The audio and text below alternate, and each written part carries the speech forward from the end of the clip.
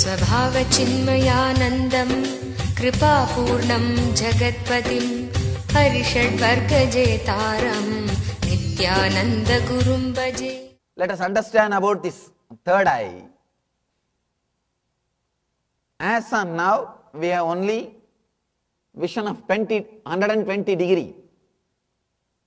If you can concentrate on something, you will be excluding. So the degree will be coming down. The more you concentrate, less the degree of vision. Instead of concentrating on something else, if you put your attention on the third eye, instead of concentrating on the object, if you turn the awareness on the subject, the degree will start expanding.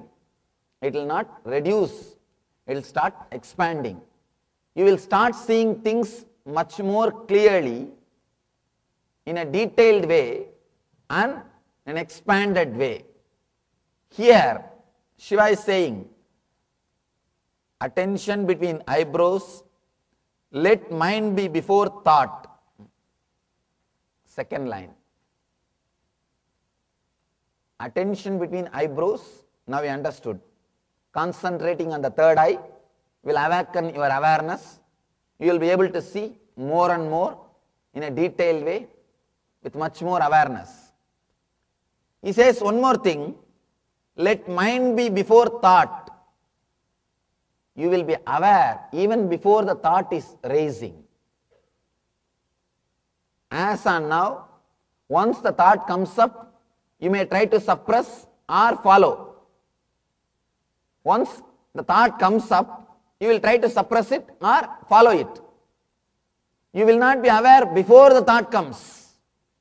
Here Shiva says, let mind be before thought. Let you be aware before the thought is coming. There is a beautiful commentary of Abhinava Gupta. Abhinava Gupta is the great Kashmiri Saivite master, enlightened master. He comments on the sutra. He says, creating, maintaining and destroying, these three are the responsibilities of Trinity. Brahma creates, Vishnu maintains, Shiva destroys, Rudra destroys. In your mind, you do the three work continuously. You create a thought, or maintain a thought, or suppress a thought, kill a thought. If you don't do all these three, you will become Parabrahma. You will become enlightened. You will go beyond this Shiva, Vishnu and Brahma. You will go beyond this existence. As on now, you are doing these three work, creating, maintaining and destroying. If you don't create a thought, if you don't maintain a thought, and if you don't destroy a thought, suddenly you will be awakened to the reality, to the ultimate reality that you are Parabrahman, you are existence. Shiva says here, if you are concentrated on the third eye, you will be aware of your thoughts. Even before your thoughts are raising, you will be aware. Let mind be before thought. You need to understand this one thing deeply. This is the greatest liberation. Being aware before thought raises is the greatest liberation. Usually, always you are bound or you are bound by the thoughts. See, even before you look into something clearly, you decide. I always tell people two things, that collecting arguments and passing judgment, and having judgment ready and collecting arguments to support the judgment. Usually, you never collect the arguments and pass judgment. Your judgment is ready about anybody, anything. The moment you see, you decide. You pass a judgment. Once the judgment is ready, then you just collect some arguments to support the judgment about a person or about a situation or about anything. You create a judgment, then you collect arguments to support the judgment. If you are aware before thoughts rise, only then you will be free from the judgmental attitude. You will be liberated from constantly judging. You will be above the judgmental attitude. Otherwise, you will not be even aware of the thoughts which is rising and falling in you. Something will be rising. You may suppress the thought, but after the thought comes, even if you suppress, you are not going to be out of problem. Be very clear. Whether you express or suppress, you are with that thought. If you express, you will create a chain outside. For example, anger. If you express your anger, you will create a chain outside. If you don't express and just suppress, you will create a chain inside. That's all.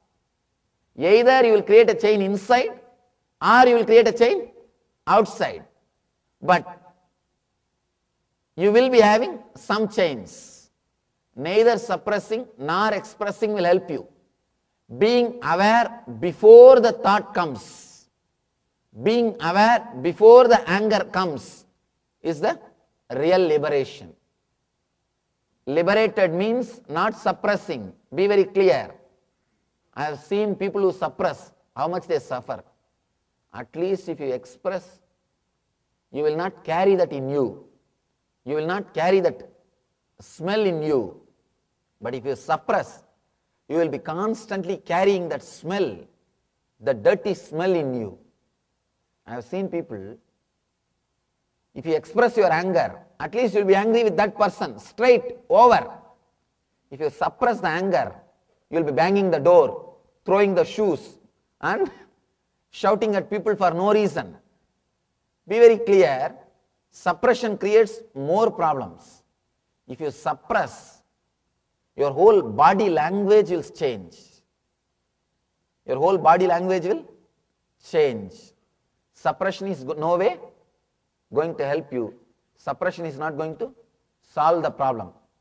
Shiva is giving you first time solution for the problem. People come and again and again they come and ask me, Swamiji, how can I control myself? How can I escape from these emotions? How can I save myself? Be very clear. Neither expressing nor suppressing will help you. Being aware before thought raises is the only way to liberation. As Shiva says, let mind be before thought. Let you be aware even before the thought raises. Let you be aware of yourself before even thought raises. Otherwise, you will be lost.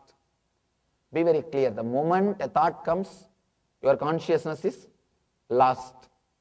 Your consciousness is no more pure. You have started entering into the space of mind. You are not in the no mind zone. You are not in Zen zone.